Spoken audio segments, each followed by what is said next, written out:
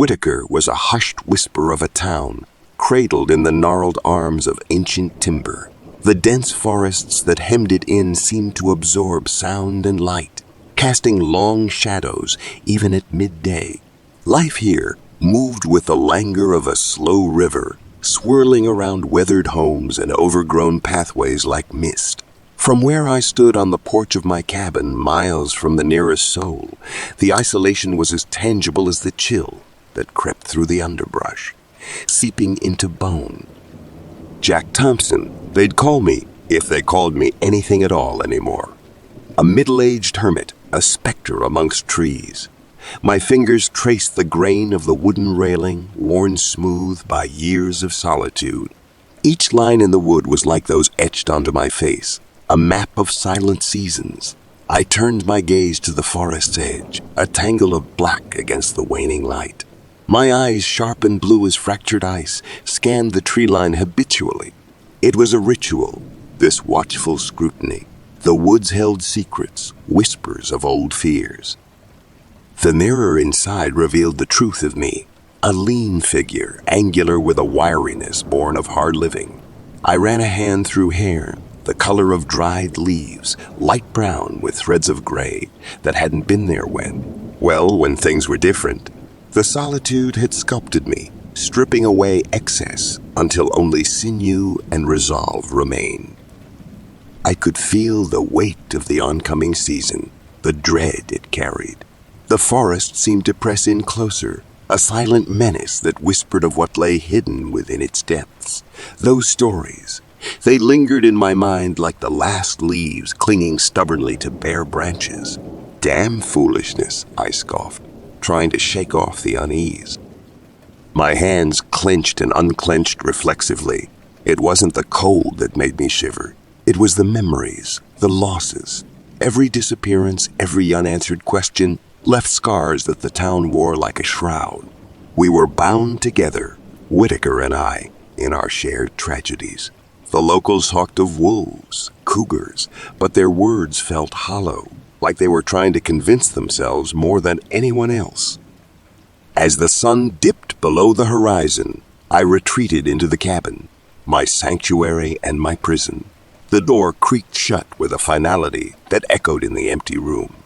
I lit the fireplace, the flames casting a warm glow that barely reached the corners. Shadows danced along the walls, mimicking the flickering uncertainty that played across my thoughts. Tomorrow, I resolved, staring into the heart of the fire.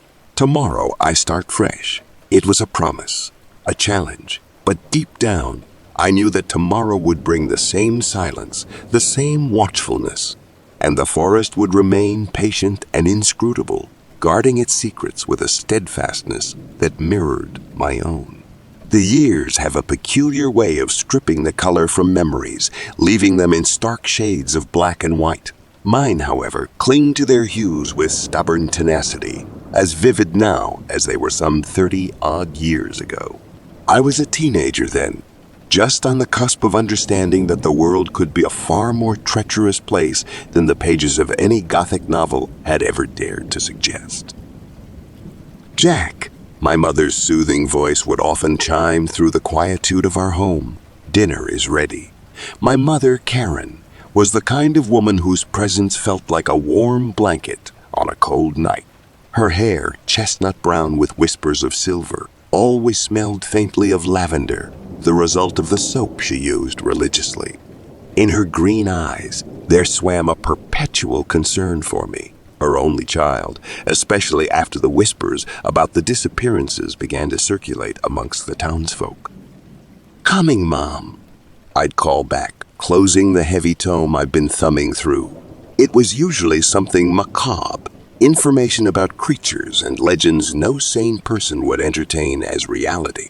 But to me, they were more than mere stories. They were puzzles waiting to be solved. "Your boy's got his head in the clouds, Karen," Henry, my father, would say, though not unkindly. His large hands, forever stained with grease from his work at the auto shop, spoke volumes of the life he led. A practical man who believed in what he could touch and fix. Yet despite his grounded nature, he never discouraged my flights of fancy. Instead, he'd ruffle my light brown hair with a smirk that didn't quite reach his piercing blue eyes. Eyes I'd inherited along with his skepticism. "Let him dream, Henry. The world will try to take that from him soon enough," my mother would reply, setting down dishes filled with steaming food. They operated in a harmony so complete that sometimes it felt like they shared a private language, one crafted over years of gentle looks and soft-spoken words. I remember one evening in particular, a frigid night when the wind howled like a chorus of lost souls outside. We sat around the kitchen table, the heart of our small, cozy home, each of us lost in our own thoughts. My parents exchanged glances over the flickering candlelight, a silent conversation passing between them. "Jack," my father began, breaking the silence with a gravity that immediately captured my attention. "There are things in this world, son, things beyond our understanding. Your mother and we don't want you to get too caught up in these local tales." "Your safety is all that matters to us, darling," my mother added, reaching across the table to squeeze my hand. The warmth of her touch was meant to comfort, but it carried an undercurrent of fear. "Of course," I murmured, my gaze drifting to the window where frost etched ghostly patterns against the glass. What lay beyond in the darkness of the Whitaker Woods was a mystery that called to me, an enigma I felt compelled to unravel.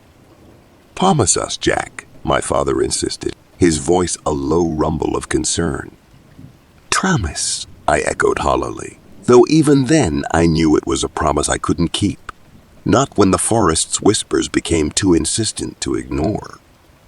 As I sit here now, in my self-imposed exile, surrounded by the very woods that consumed my youth, I can still hear the echoes of those dinners, taste the bittersweet tang of nostalgia. My parents, with their loving bond and earnest worries, had hoped to shield me from whatever darkness lurked within the boundaries of our quaint town. Little did we know, the seeds of obsession had already taken root within me, winding their way through my thoughts like the creeping ivy that clung to the walls of our home. The pallid sun seemed to struggle as it clawed its way through the skeletal branches of the Whitaker Woods, casting long, emaciated shadows that played across the snow like dark fingers. It was in these frigid afternoons when the silence became a character of its own, a haunting hush that settled over the town like an unwelcome shroud. "Jack, you're brooding again," Liam chided, his voice disrupting the stillness. He stood there with that all-too-familiar mischievous grin plastered on his cherubic face, the one that belied the sharp wit that lay underneath.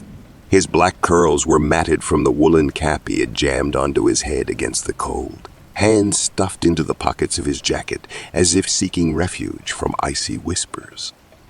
"Brooding suits him," Emily chimed in, her almond-shaped eyes sparkling with a gentle teasing. She tucked a strand of her straight black hair behind her ear, her slight frame bundled up in a coat that seemed too large for her, making her appear even more delicate against the backdrop of the imposing forest. "Guys, cut it out," Seth's deep voice rumbled, his tall figure emerging from the tree line where he'd been setting up a small animal trap, displaying the ease in the wilderness he inherited from his hunter lineage. "We've got bigger things to worry about than Jack's mood swings." "Like what?" Emily asked, her brows knitting together in concern. "Like the fact that every winter, someone goes missing around here," I muttered, feeling the familiar twist of dread in my gut as I recalled the stories that haunted our town. Tales of people who wandered too far into the embrace of those gnarled trees and never returned. The memories were like shards of ice wedged into the heart of our community, chilling and sharp. "Come on, it's just bad luck," Liam scoffed, though his attempt at levity faltered, not quite reaching his eyes. "Right. Bad luck doesn't have a season," I said, my gaze transfixed by the malevolent beauty of the forest that surrounded us. Each year, when the days grow short and the nights stretch on endlessly, another soul vanishes without a trace. It's almost ritualistic. Animals, accidents, Seth started, but his voice trailed off, knowing full well that the words were hollow. An excuse we told ourselves to fend off the darkness that lurked at the edge of our thoughts. Or something else, Emily whispered, her expression serious. She was the rational one among us, yet even she couldn't deny the pattern that had woven itself into the fabric of Whitaker's history, a pattern marred by loss and unspoken fears. Something the grown-ups whisper about but won't acknowledge, I continued. The theory that had been festering in my mind slipping out. A force that's part of this land, ancient and hungry.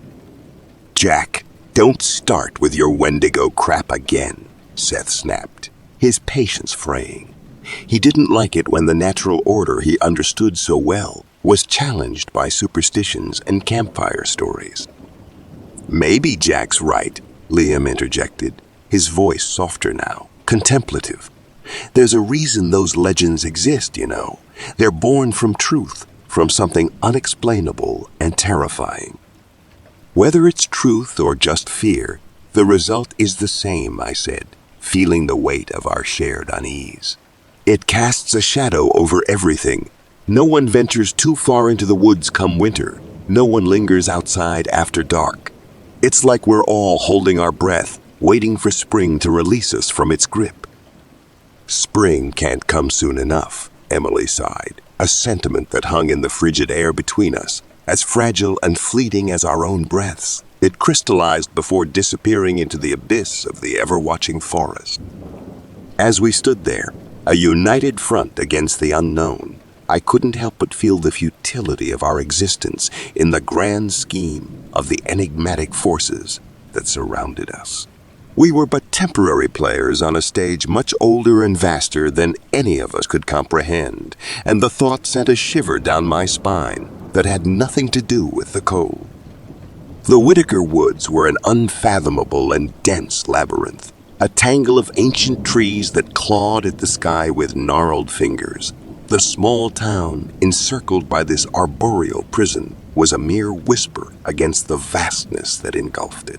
As the sun dipped below the horizon, bleeding its last rays of light into the forest's insatiable maw, the townspeople retreated to their homes, doors bolted and curtains drawn tight against the night. Old Man Harris says he heard howling last night, Seth remarked, his breath visible in the chill evening air, as we trudged along the path that skirted the edge of town. Swears it wasn't natural. Could be wolves, I mused, my eyes tracing the silhouettes of the trees or cougars. We've all grown up knowing those predators stalk these woods. Yet, even as I spoke the rational explanation, my mind couldn't shake the image of antlered shadows and whispered tales of hunger incarnate. Or it could be the Wendigo, Liam said with a mischievous glint in his eye, clearly enjoying the shiver that coursed through Emily beside him. Stop it, Liam, she chided, though there was a tremble in her voice that betrayed her fear. Those are just stories meant to scare children. Stories have roots in reality, I countered more to myself than to the group. I felt the weight of countless unanswered questions bearing down on me, like the oppressive canopy that seemed to consume the stars above. As we approached the edge of town, where the light from the street lamps couldn't penetrate the darkness, a sense of isolation settled upon me.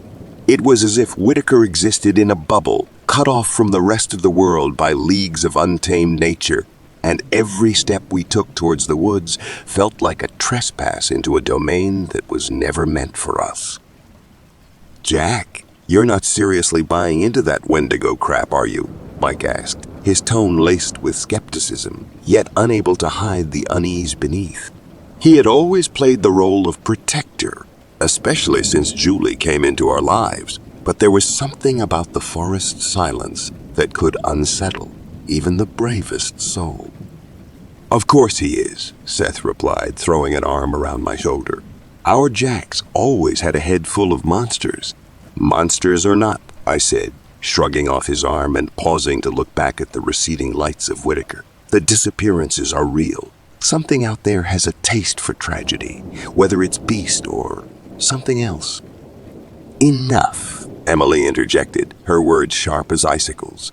"We have enough real problems without conjuring up mythical creatures. Let's just get home." "Right," Mike agreed, quickening his pace. "Let's stick together. No point tempting fate or wildlife." The group fell into a tense silence, each of us lost in our thoughts. My gaze lingered on the opaque veil that shrouded the forest. Somewhere within that impenetrable darkness, truth lurked, a truth that the people of Whitaker dared not face. They clung to the tangible threat of wolves and cougars because the alternative was too alien, too incomprehensible. "Tomorrow, we should just hang out in town," Liam suggested, trying to inject some levity into the grim atmosphere. "You know, where the scariest thing we'll encounter is Mrs. Leary's meatloaf special at the diner." "Sounds like a plan," I agreed, though the idea of hiding away from the unknown left a sour taste in my mouth. But for tonight, we would return to our sanctuaries of wood and brick, to the illusion of safety they provided. I couldn't help but wonder, as we made our way back to the heart of Whitaker, if the true horror lay not within the forest, but in our own denial, a refusal to acknowledge the nightmare that watched us from just beyond the tree line, waiting for winter to cloak the world in silence once again.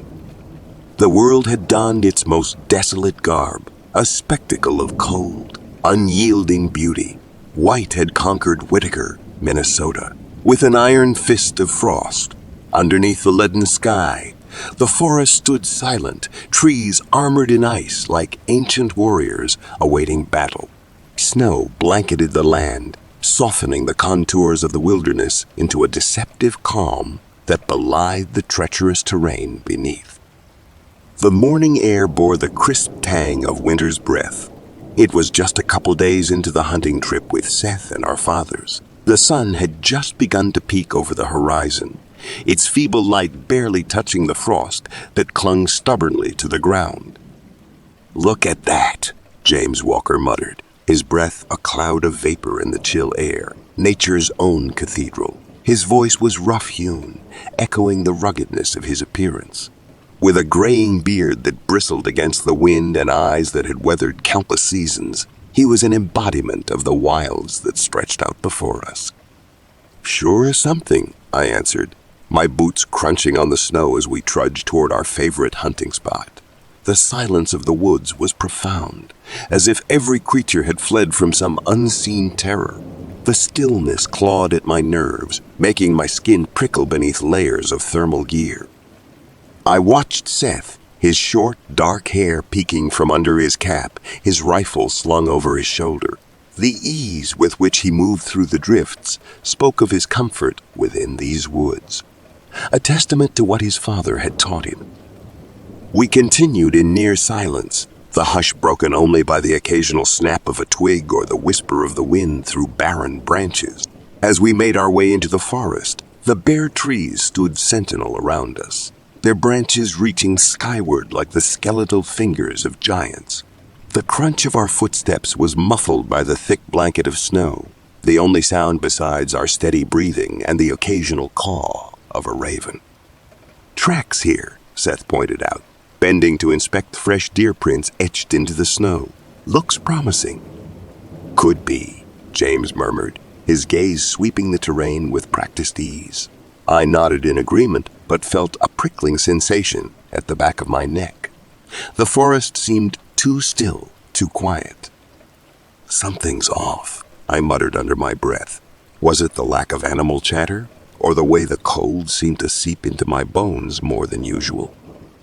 "Jack," Seth's voice pulled me from my thoughts. "Ah, nothing. Just thinking out loud," I lied, forcing a smile I didn't feel. Seth shrugged and moved ahead, following the trail with youthful confidence. The shadows grew longer as the day wore on, the sun struggling to assert itself against an oppressive gray sky. James and I exchanged glances, an unspoken understanding between us. The thrill of the hunt was now tinged with apprehension. We pressed on, navigating through the dense underbrush, but the silence of the woods was claustrophobic, pressing in on us with invisible weight. "Stay close," I found myself saying, my voice a whisper carried away by the wind. We were hunters, yes, but in that moment, I couldn't help but wonder, in the heart of Whitaker's wintry expanse, were we not also the hunted? The brittle crunch of frostbitten leaves underfoot was the only sound as we pursued our silent quarry, each step deliberate, a ritual in stealth and patience. I could see Seth's breath plume before him like a smoke signal up ahead. "See anything?" I yelled above the wind. "Nothing yet," Seth replied, his eyes never leaving the tangled thicket, "but it feels like we're close." "Keep your guard up," I called ahead. "Always am," he said with a grin, that easy assurance shining through. Then, with a fluid motion, he stepped around a gnarled oak and into a copse shrouded by gathering shadows. "Careful," I warned again, but my words were caught in the sudden chill that enveloped me, a frigid embrace that seemed to claw at my insides. I followed, stepping where Seth had trod, but as I rounded the same tree, my heart clenched. An arrow of panic pierced through me, a small clearing encircled by silent sentinels of bark and ice. No sign of Seth, no footprints leading out, no broken branches. Nothing. It was as if the earth had opened and swallowed him whole. "Seth." My voice cracked the silence, fractured it into 1,000 echoes that returned to me devoid of answers. "Seth." I circled the clearing, once, twice, thrice, frantic. My mind raced, thoughts tumbling over one another in disarray. This isn't happening. Seth can't just be gone. Not here, not now. The world seemed to contract, the trees pressing closer, their bare limbs reaching for me like the fingers of the drowned. Panic surged, a tide coming in fast. Seth's absence was a void, a gaping maw that threatened to consume me too. "Seth!" I bellowed into the indifferent forest, the name becoming a mantra, a plea, a prayer. "Jack," James's voice, distant but closing in. "What's wrong?" "Seth," I gasped out, my lungs burning with the cold. "He's gone. Just vanished." Vanished. Disbelief colored his tone, but as James approached and saw the empty space where his son should have been, disbelief turned to horror. "No, no, no, no."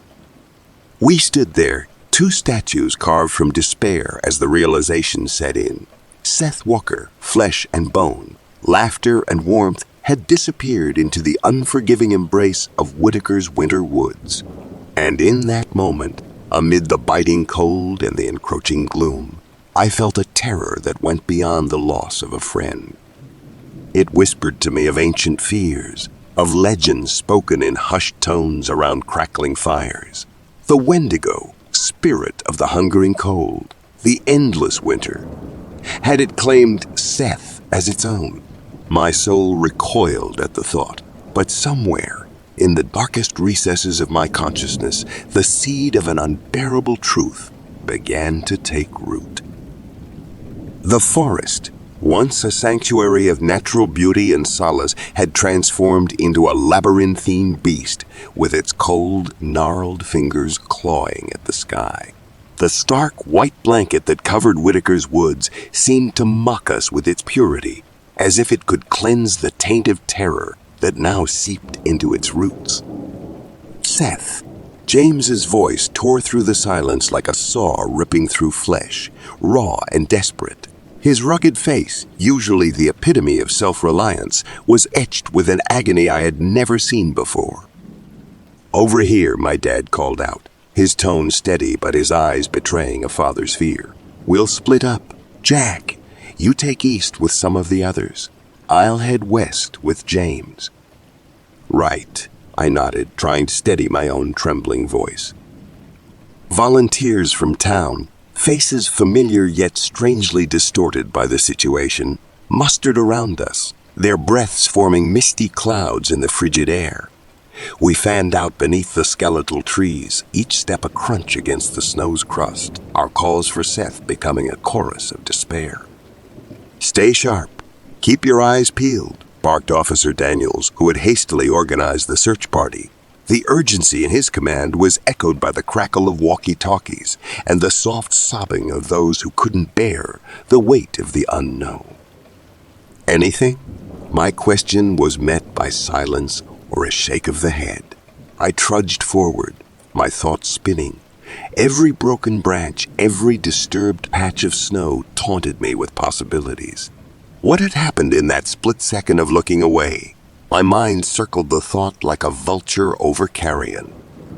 "Lord, let him be safe," murmured Mrs. Henderson, her voice barely audible over the wind that whistled through the naked branches. "Where are you, buddy?" That was Mike, his usual bravado stripped away, leaving a vulnerability that echoed my own fears. As the sun began its descent, painting the sky with hues of despair, our calls grew more frantic. The reality of the situation settled on us like the twilight. Seth was gone, swallowed by the vastness that surrounded us. "Jack," my dad approached, his hand on my shoulder a leaden weight. "We need to head back soon. It's getting dark." "I know, Dad. Just a little longer, please." My voice broke, guilt constricting my throat. Should I have seen something, done something? "Of course, son." There was understanding in his eyes, a kinship of helplessness.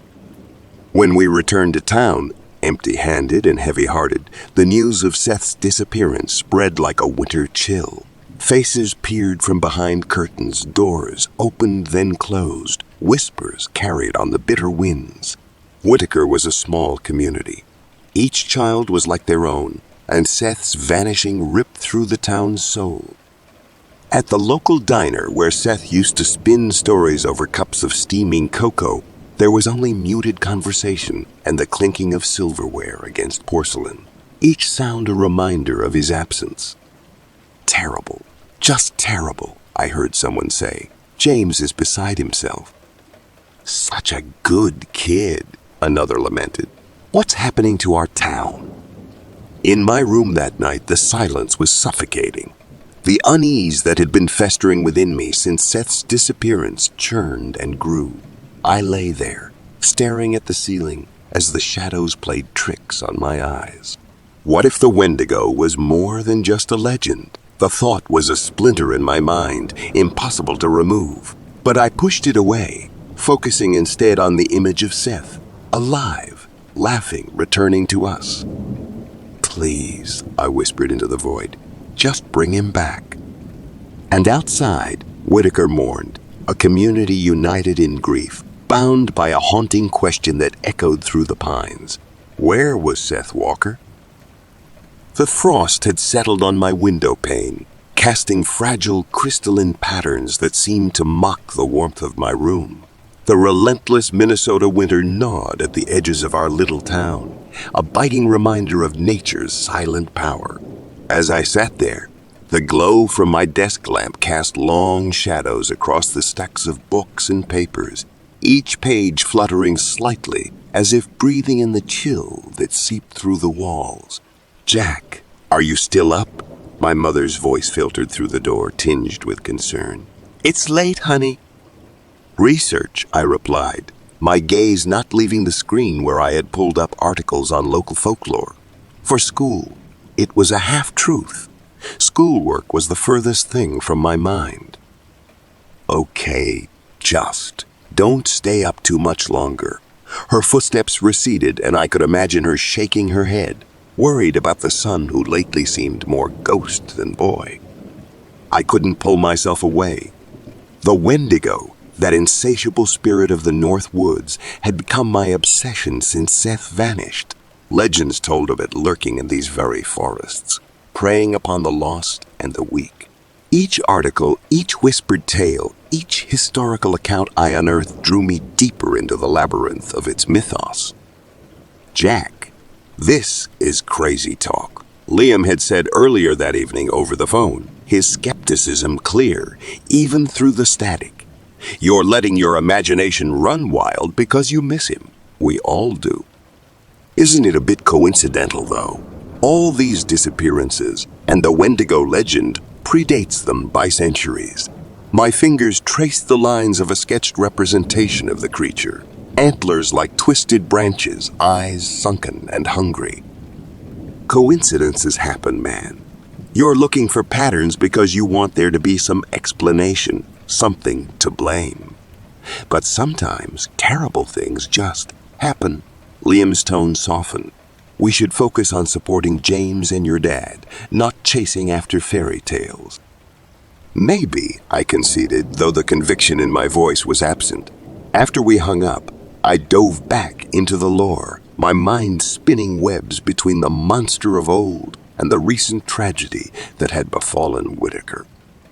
Days turned into nights, and conversations with friends and family grew terse, strained. My father tried to engage me in small talk over dinner, asking about school projects and weekend plans, but my responses were distant, monosyllabic. "Son," he finally said, setting down his fork with a clink that sliced through the uneasy silence. "You need to let the police handle this. You're not sleeping. You're not eating right. This isn't healthy." "Can't you see?" I burst out, frustration roiling within me. "There's something here, Dad. Something everyone's missing. And what if I can find it? What if I can help bring Seth back?" "Jack."